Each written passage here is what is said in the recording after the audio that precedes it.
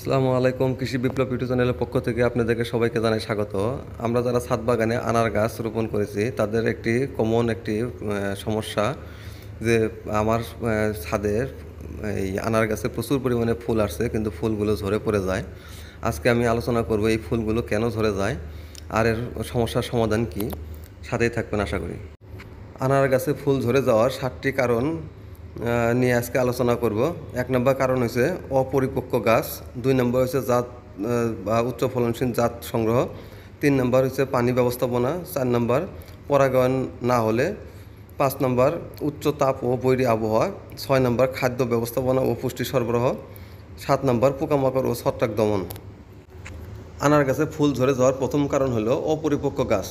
এই অপরিপক্ক গাছ বলতে একটি গাছকে আমরা যখন রোপণ করি তখন এটা কলম বা গুটি কলমের চারা হয়ে থাকে। মোটামুটি 1 বছর বয়স না হলে এই গাছের যে ধারণ ক্ষমতা ফুল বা ফলে সেটা থাকে না, সেক্ষেত্রে আপনার গাছের ফুল বা ফল ঝরে যেতে পারে। 2 নম্বর কারণ হলো জাত নির্বাচন।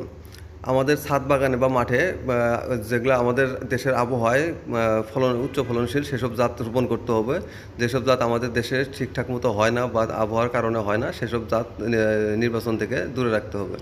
এই জাত নির্বাচন ঠিকঠাক মতো না হলে আপনার গাছের ফলনে অবশ্যই ব্যাঘাত ঘটবে। ফুল ঝরে যাওয়ার 3 নম্বর কারণ হলো পানি ব্যবস্থাপনা। আমাদের ছাদের বাগানে বা মাঠে যদি অতিরিক্ত পানি বা কম পানি হয় সেক্ষেত্রে অতিরিক্ত পানি হলেও আপনার ফুল ঝরে যাবে, আবার যদি বেশি খরা হয় সেক্ষেত্রে আপনার ফুল ঝরে যাবে। সেক্ষেত্রে আপনাকে অবশ্যই পানি সরবরাহ নিয়ন্ত্রণ করতে হবে। কম বা বেশি করা যাবে না, নির্দিষ্ট পরিমাণে পানি দিতে হবে। ফুল ঝরে যাওয়ার 4 নম্বর কারণ হলো পরাগায়ন।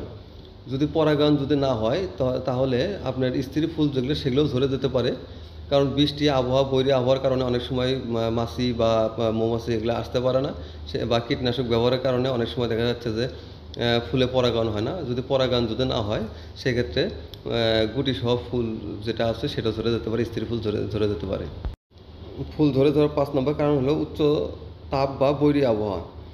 যদি আনার গাছ রোপণ করার পরে যদি অত্যাধিক তাপ থাকে ফুল গাছে থাকাকালীন অবস্থায়, সেক্ষেত্রে ফুল ঝরে যেতে পারে। সেক্ষেত্রে আপনাকে অবশ্যই যাতে তাপ নিয়ন্ত্রণ করা যায় প্রয়োজনে উপরে ছায়ার ব্যবস্থা করে দিতে হবে নেট বা পলি দিয়ে, সেক্ষেত্রে কিছুটা নিয়ন্ত্রণ করা যেতে পারে। 6 নম্বর কারণ হলো খাদ্য ব্যবস্থাপনা বা পুষ্টি সরবরাহ। আনার গাছের স্ত্রী ফুল আনার একটি অন্যতম কারণ হলো গাছে প্রচুর পরিমাণে জৈব সার ব্যবহার করতে হবে। এই যদি খাদ্য বা পুষ্টির অভাব ঘটে সেক্ষেত্রেও আপনার ফুল ঝরে যেতে পারে। আর আরেকটি কারণ হলো বোরন এবং জিঙ্কের ঘাটতির কারণেও অনেক সময় ফুল বা ফল ঝরে পড়ে।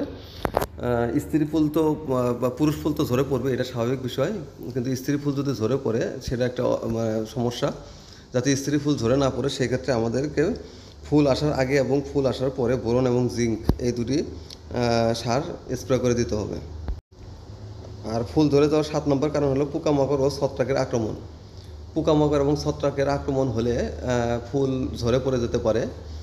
সেক্ষেত্রে পোকামাকড় দমন করার জন্য সাইবামেথ্রিন গ্রুপের বা অ্যাবামেথ্রিন গ্রুপের কীটনাশক প্রতি 15 দিন পর পর গাছে ব্যবহার করতে হবে। সাথে একটি ছত্রাকনাশক অবশ্যই ব্যবহার করতে হবে।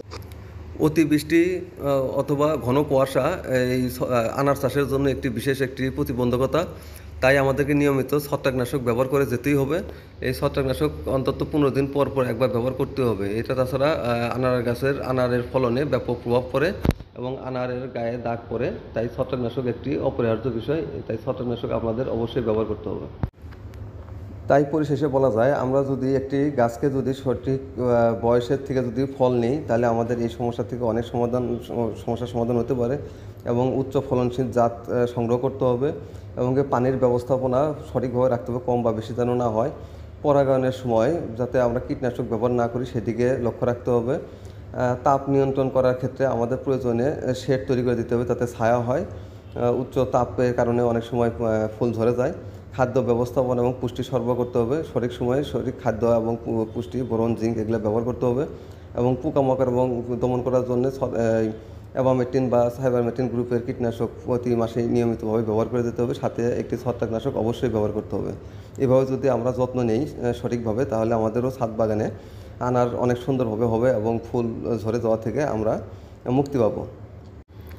ধন্যবাদ সবাইকে ভিডিওটি দেখার জন্য।